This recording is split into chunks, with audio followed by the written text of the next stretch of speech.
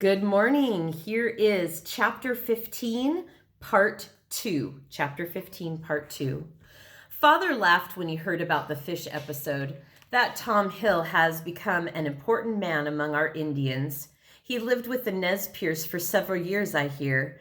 Kept telling them how the white man had driven his tribe out of their homes and would do it here too. He's right, of course. That's why I want so much to help them learn to farm, for the days will come when their hunting grounds will be gone. He speaks English very well, Mother said. Yes, he has been well educated.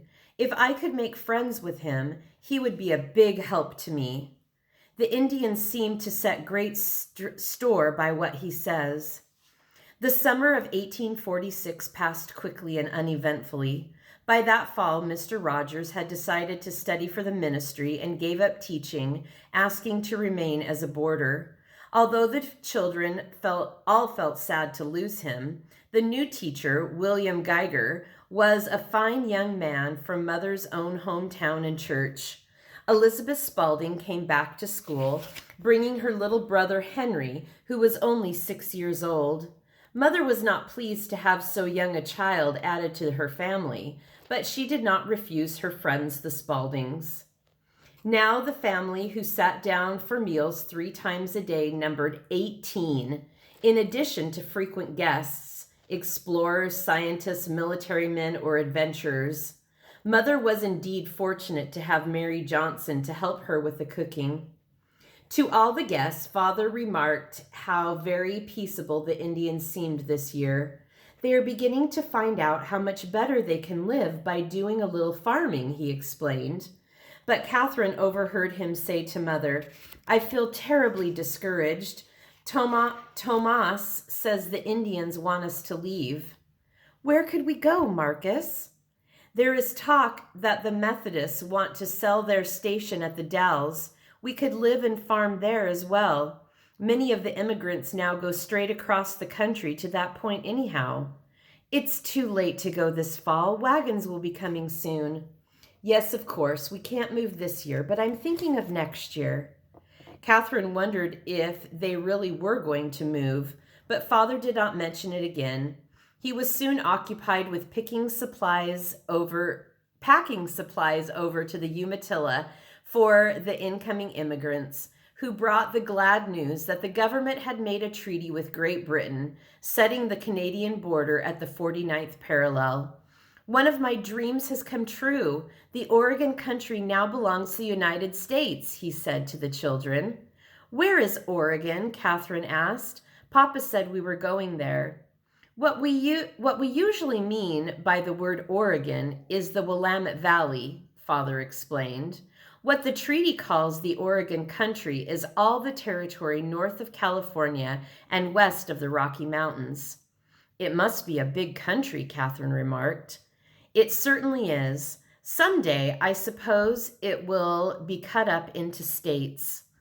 Catherine did not hear talk of moving to the place called the Dalles again until spring. The annual mission meeting was held at Takashuman this year, and Mother said she could not take the whole family because the Els and the Walkers didn't have enough room. Only Catherine, who she decided needed a rest from her constant care of Henrietta, was allowed to go, and because there were no children her age to play with, she was permitted to listen to the discussions. The main subject was the Methodist property in the Dalles. I think we ought to buy it and set up a new mission, Mr. Spaulding said. Who would take charge of it? Mr. Walker looked at Father. Why not you, Dr. Whitman, now that the Cayuse have become threatening? Catherine expected Father to agree, since he had said almost the same thing at home. To her surprise, he reversed his stand, declaring he was not going to leave Wallapoo, the place he had worked so hard to build. Let Mr. Walker move. At this, Mrs. Walker glowered. Though women were not permitted to speak in the meeting, she made it plain that she was not about to be torn from her home either. Mrs. Walker had strong opinions, and all the men knew it, so they hurriedly agreed to send Father, who lived nearest, to arrange for buying the property. They could decide later who would live there, yet they all seemed upset and apprehensive about the future of the whole Oregon mission. Catherine worried a lot about it. Had father and mother been keeping something from her and the children? Did they really expect trouble? But once she was home again, absorbed in the calm, peaceful routine, she forgot all about the problems raised at the meeting. When school closed in the spring, Mr. Greer set off for the valley, and Eliza and Henry Spalding went home. This year, John went with them to work for Mr. Spalding through the summer, his first job at a man's wage. Mother sent Mary Johnson too because Mrs. Spalding's health was poor and she needed help. The family would certainly have seemed greatly reduced if it had not happened that Mr. Manson, a trader from the Hudson Bay Company, brought his 2 lively sons to Wallapoo, asking Mother to keep them for a year. Father bounced back from his spell of depression and announced that he had definitely made up his mind not to leave Wallapoo. Instead, he was going to hire men to live at the sawmill next winter and get out timber to build a new house for Mother. They would set it farther back from the river, a little ways up the hillside. Striding up and down the sitting room, he declared, "Someday there will be a city here with schools, an academy, perhaps a college. This valley has a great future. I want to be part of it." Visitors were not unusual, but the man who rode up from the valley one day was a type never before seen here. He was an artist. His name was John Mix Stanley.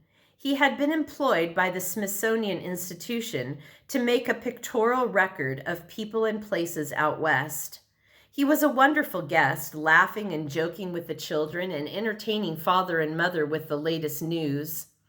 They were sorry he could stay only one night, but he promised he'd come back later.